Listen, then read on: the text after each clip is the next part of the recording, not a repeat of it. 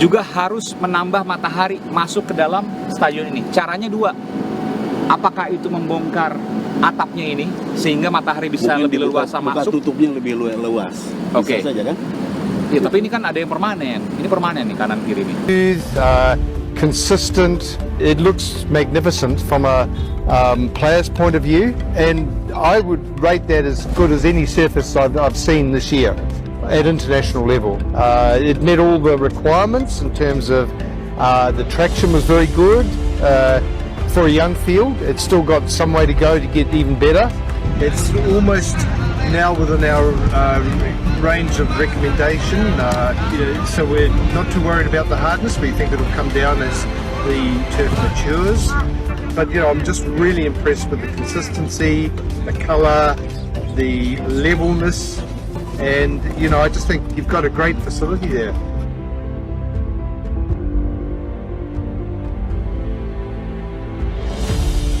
Mantan Ketua Umum PSSI 2019-2023, Muhammad Iriawan alias Iwan Bule, mengakui jika Jakarta International Stadium sudah memenuhi standar FIFA, terutama dari segi rumput stadion.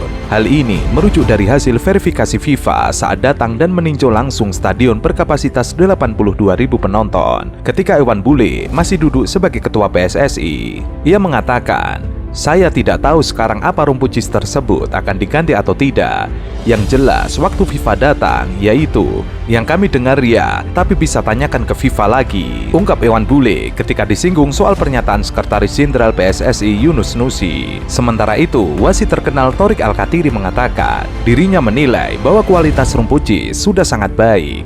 Hanya saja jenis rumputnya memerlukan pencahayaan yang baik. Bukan masalah jenis rumputnya yang tidak sesuai. Kualitas rumput memang sangat baik. Cuma di JIS, rumput jenis itu tidak berkembang karena kurangnya sinar matahari yang masuk ke stadion, ujar Thorik Alkatiri. Artinya? Ya harus ditambah matahari. Dibuka. Caranya? Oh, mengubah konstruksi ini? Kalau misalnya harus matahari ya dibuka. Tapi kalau mau menambah UV ya tambah UV. Oke. Dua hal pemirsa. Jadi selain mempertebal tadi karpetnya ya sebagai dasar rumput tadi, juga harus menambah matahari masuk ke dalam stadion ini. Caranya dua. Apakah itu membongkar atapnya ini sehingga matahari bisa mungkin lebih leluasa buka masuk? tutupnya lebih luas. Oke. Bisa saja kan? Ya, tapi ini kan ada yang permanen. Ini permanen nih kanan kiri nih. Iya boleh diganti dong. Iya. Dengan buka tutup. Artinya mengubah konstruksi atap. Satu. Sementara itu, Koordinator Gardu Banteng Marhain mengatakan, Presiden Jokowi perlu ikut meresmikan dan menandatangani prasasti di Jakarta International Stadium setelah direnovasi. Pembangunan JIS menggunakan dana dari pusat, sehingga Presiden Jokowi sangat layak meresmikan setelah direnovasi. Pemerintah pusat merenovasi JIS untuk kebaikan bangsa dan negara. Ini bukan persoalan politis. Pendukung Anies harusnya mengucapkan terima kasih kepada pemerintah pusat yang membantu merenovasi JIS. Pendukung Anies marah-marah ketika pemerintah pusat merenovasi JIS. Ini sangat aneh, perbuatan untuk kebaikan justru dituding macam-macam. Sebelumnya, kenapa JIS ini dulu bukan Anda yang memboroknya? Bapak mau tahu cerita bahwa kami didekati oleh Lumonta yang punya Sisgras 3 kali karena kami di GBK. Tapi kami tidak mengerti dengan sistem karpet ditanam pasir kemudian ditanam rumput dengan sistem sprigging. Kami nggak mengerti. Kalau kami tidak mengerti kan tidak bisa. Bagaimana memperbaiki itu sekarang kalau Anda nggak ngerti? Makanya kami katakan diambil, dikeluarkan. Karena begini ya, kalau di luar negeri Pak banyak memakai sistem karpet ini, itu di stadion dipakai sangat intensif. Misalnya untuk konser, untuk acara-acara apa, si karpet itu digulung seperti contoh ya, training site di JIS. Kalau ada acara itu digulung, dikeluarkan. Menteri Pekerjaan Umum dan Perumahan Rakyat Basuki Hadimulyono mengatakan akan mengganti rumput stadion JIS. Ia meminta agar rumput stadion JIS seperti GBK. Padahal rumput GBK masih menjadi pertanyaan. Kiper timnas Filipina pernah mencuit, "Jika kalian berharap sepak bola yang baik besok, sebaiknya jangan. Lapangan ini tidak cocok untuk sepak bola." Tetapi bagi saya tidak ada alasan untuk tidak meraih hasil baik. Cuitan kiper Bangkok United itu tidak hanya berhenti sampai situ. Setelahnya, ia membuat serial cuitan yang disertai dengan video dan foto kondisi rumput SUGBK. Valkesga tidak bohong. Dalam video dan fotonya itu, beberapa bagian rumput di SUGBK memang tampak buta. Namun, sindiran Valkesga tersebut kemudian berbalas sindiran balik dari sejumlah warganet. Sebagian dari mereka mempertanyakan kondisi rumput Stadion Panat Filipina yang tidak kalah buruk dari SUGBK. Sindiran itu lantas melebar kemana-mana, sampai-sampai ada yang memperlihatkan foto ruang ganti Stadion Panat yang nampak kurang layak.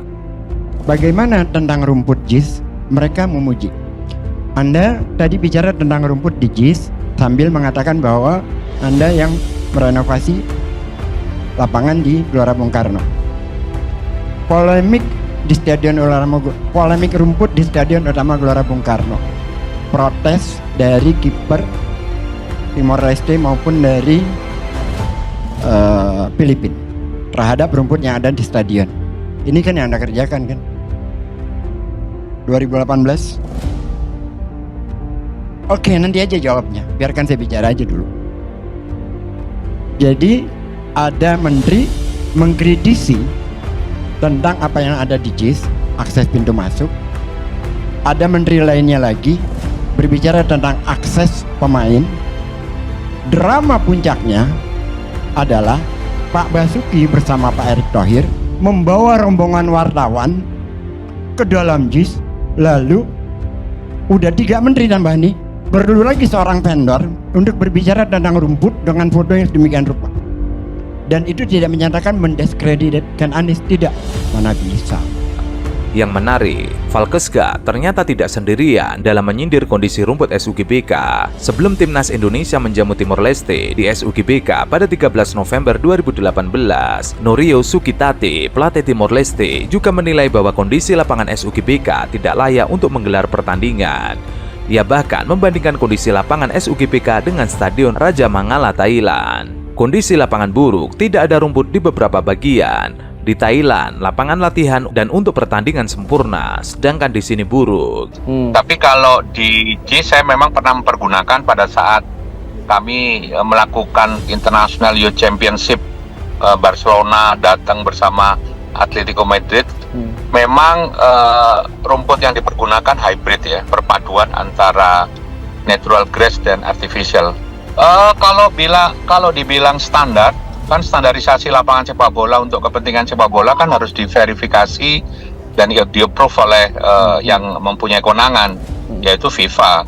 Tapi kalau secara kasat mata pada saat kami pergunakan 2 event, yaitu International Youth Championship sama persahabatan pada waktu itu salah satu tim Thailand sama Persija, secara kasat mata bagus gitu, bagus, dan tidak ada komplain dari tim Barcelona maupun Atletico Madrid. Memang pada saat kami pergunakan belum terverifikasi dengan dengan formal. Jadi pada saat itu kan trial. Jadi kalau menurut saya secara kasat mata bagus, tapi secara normatif belum memperoleh approval dari instansi yang berwenang untuk memberikan penilaian layak atau tidak. Sejak diresmikan pada 24 Agustus 1962 silam, Stadion Utama Gelora Bung Karno sudah menggunakan jenis rumput Zoysia matrilla atau biasa disebut dengan rumput Manila. Rumput tersebut diklaim sebagai rumput terbaik untuk digunakan dalam lapangan sepak bola. Baik secara fungsional maupun secara visual, kualitas ZM memang ciamik. Warnanya hijau paling kentara di antara rumput jenis lainnya. Ya, elastis, sangat mendukung para pemain sepak bola. Selain itu, rumput jenis ini juga sangat kuat, tidak mudah rusak saat diinjak-injak dengan sepatu bola. Setelah direnovasi untuk Asian Games 2018 lalu, ZM pun masih tetap digunakan. Selain karena kualitasnya, nilai sejarah ZM juga menjadi pertimbangan. Meski begitu, menurut Aceh Turkion dalam Turf Grass Management, jenis rumput ZM mempunyai kecepatan tumbuh yang paling lambat sehingga waktu yang dibutuhkan untuk penutupan area lapangan menjadi sangat lama. Selain itu, karena penanamannya secara soding atau lempengan rumput, biaya yang digunakan juga sangat tinggi. Kelemahan ZM ternyata tidak berhenti sampai situ. Diwartakan bola.com, ZM juga dikenal sebagai jenis rumput paling manja. Ia harus disiram sekali sehari, sekaligus rutin diberi pupuk. Singkat kata, perawatannya kelewat ribet dan mahal. Selain itu, yang paling penting jika rumput tersebut sengaja ditanam untuk keperluan sepak bola, ZM dianjurkan tidak boleh dipakai untuk kegiatan lainnya. Yang kemudian menjadi masalah, SUGPK adalah stadion multifungsi, merujuk dalam standarisasi FIFA. Hal itu memang tidak dilarang, malahan FIFA menganjurkan bahwa stadion sepak bola memang sebaiknya juga digunakan untuk kegiatan lainnya. Mereka menulis, stadion sepak bola dapat digunakan untuk acara hiburan, seperti konser, festival, aksi teater, dan lainnya. Namun, dalam standarisasi FIFA tersebut, FIFA juga menyarankan bahwa penggunaan rumput artifisial akan memudahkan karena bisa langsung digunakan atau dilapisi dengan lapisan tertentu agar rumput tidak rusak. Menyatakan tidak sesuai standar FIFA itu kan ada kewenangannya, ada otoritasnya, dan otoritas itu adalah FIFA kan. Jadi misalnya technical delegate-nya, asesor FIFA-nya datang menyatakan itu, barulah verifikasinya atau verifikatornya. Tapi ketika Menteri PUPR menjadi seolah-olah asesor FIFA, itu yang akhirnya menyulut polemik kan soal rumput ini gitu loh. Karena juga harus dipahami konsep dari stadion ini dibangun terkait pitch atau permukaan lapangannya, rumputnya yang saya tahu ini kan hybrid. Tadi juga sudah dijelaskan dalam berita, dalam konten berita disebutkan bahwa ada 3 jenis hybrid gitu kan. Ada penguatan akar, reinforced root, ada tipe karpet, ada yang stitch fiber gitu loh. Jadi harus dipahami, tiba-tiba menyatakan tidak sesuai, tapi juga bukan pihak yang menjadi berkompeten menyatakan tidak sesuai standar itu. Nah ini yang menimbulkan polemik menurut saya sih. Dirawat, dibalikin lagi atau diganti. Itu yang terjadi. Nah kalau sekarang kayak JIS itu bedanya JIS dengan JIS stadion utama dengan training site. Di stadion utama itu ditanamnya di luar. Bukan di JIS-nya, bukan di stadion utamanya, tapi di luar. Karena mungkin konstruksi sedang sibuk ya. Nah, dari luar ditransport ke JIS, ke stadion utama. Beda dengan training site. Training site itu digelar. Nah, ini dibawa dengan lempengan, katakan berapa ukurannya, digelar. Itu bagaimana menyatunya? Kalau Bapak misalnya mau ada let's say konser, terus mau dipindahkan keluar, itu kan harus ditarik-tarik. Bagaimana menyatu?